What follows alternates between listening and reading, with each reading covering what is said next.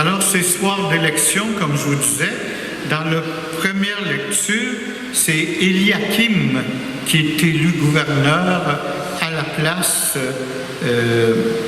de Shebna. Et dans l'Évangile, c'est Pierre qui devient le choix de Pierre comme chef, premier pape de notre Église, qui devient le chef des apôtres. Alors, deux choix bien importants. Et vous allez voir aujourd'hui qu'il faut faire des choix. De toute façon, toute personne vivante n'a pas le choix. Il faut qu'elle fasse des choix dans sa vie. Alors, si on regarde l'Évangile, Jésus pose la question à ses apôtres, « Pour vous, qui suis-je? » Avez-vous déjà essayé de répondre à cette question? Et là, je veux que vous le fassiez chez vous en revenant. Prenez une feuille de papier, là, puis écrivez 7 ans. Écrivez 15 ans. Écrivez 30 ans. Écrivez 50 ans. Écrivez, jusqu'à l'âge que vous pouvez aller, là. Et essayez de voir à cet âge-là qui était Dieu pour vous. Et vous allez voir que ça a changé au cours des années. Quand on est tout petit, là, c'est qui qu'on connaît? Jésus, c'est le petit Jésus dans la crèche. C'est lui qui nous attire. On est tout jeune, 4-5 ans, puis on vient, nos parents nous amènent à l'église, puis ils nous montrent le petit Jésus dans la crèche. Fait que le premier qu'on aborde, c'est celle-là.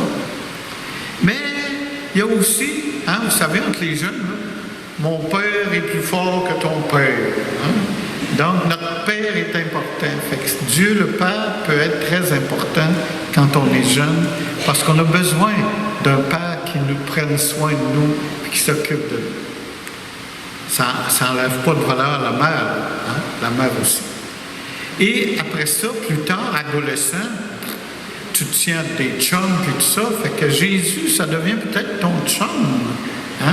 C'est Jésus le Christ qu'on connaît dans son histoire, dans la Bible, puis tout ça. Un peu plus tard, on découvre l'Esprit Saint. On l'a peut-être vu à confirmation, là, mais ça a passé vite, ça.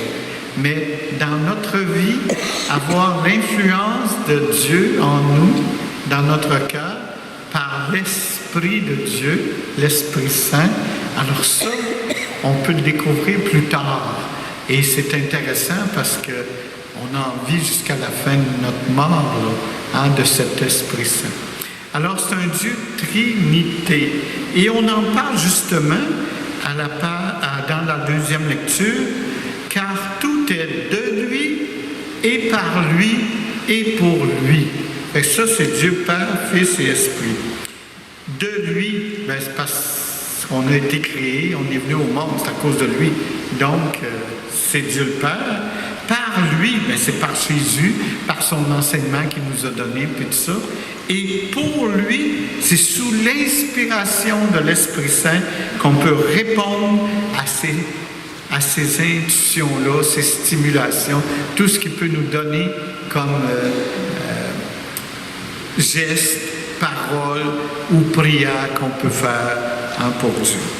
Donc, si vous remarquez souvent dans les textes de la messe, on va dire par lui, avec lui et en lui, c'est la même chose. On parle du Dieu Trinité, Père, Fils et Esprit Saint. Donc ça, c'est pour le « qui suis-je ». Un bel exercice que je vous conseille de faire. C'est intéressant de voir qu'à travers les âges, on voit Dieu différemment et puis on prend contact avec lui différemment. Au niveau du deuxième, on l'a dit, c'était le choix de Pierre comme chef. Et ce qui est intéressant, c'est ce qu'il lui donne comme mission. À tout ce que tu auras lié sur la terre sera lié dans les cieux. Et à tout ce que tu auras délié sur la terre sera délié dans les cieux. Ça, c'est l'institution du sacrement du pardon. Donc, c'est très important, l'institution du sacrement du pardon. Donc, c'est pour ça que les prêtres peuvent pardonner, puis aider les gens à retrouver le bon chemin à travers ce sacrement. Et ce que tu as lié sur la terre, un mariage, là, hein, c'est le prêtre qui l'a fait. Alors ça, c'est le prêtre qui l'a lié, hein, ces deux personnes-là, entre eux autres. Alors c'est important de savoir qu'on ne délie pas ça. Hein. Le mariage, là, on est marié pour toute la vie. Maintenant, si on regarde la première lecture, hein, on parle d'un choix. Il choisit un autre gouverneur. Et voyez la raison pourquoi il choisit. Car il faut un père pour les gens. Donc, il va gouverner. Alors, tous ceux et celles qui ont une mission dans la vie, il faut qu'ils deviennent un père. Ça veut dire quelqu'un d'accueillant, quelqu'un qui sait aimer, qui sait aider, qui supporte, mais aussi qui dit quand c'est pas correct, là. Hein? Un père, c'est ça aussi, c'est l'autorité. Dans le sens, si tu n'as pas fait correct, il faudrait peut-être que tu te reprennes, là. Hein? Ainsi de suite. Alors, avoir des responsabilités, c'est jouer ce rôle de père, tout amour pour les siens. Et ce que j'aime beaucoup dans la page 2 de vos prions, hein, vous avez que Dieu compte sur nous pour témoigner de notre foi et être responsable de son Église par la qualité de notre vie et de notre solidarité au monde. Alors, d'où l'importance d'être un père. Et un père, ça fait quoi? Ça l'accompagne, ses enfants. Je viens de faire une funéraille cet après-midi, là, et puis, justement, dans le témoignage qui était dit, le père aimait ça, aller voir ses petits-enfants jouer à l'arena ou à un club de soccer ou ailleurs. Il suivait les activités de ses petits-enfants. Alors, on voit qu'un père, ça sait accompagner, hein, ses jeunes.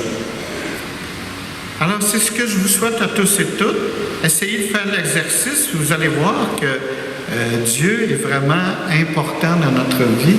Et si on change notre façon de le voir, c'est parce qu'on change aussi au niveau âge.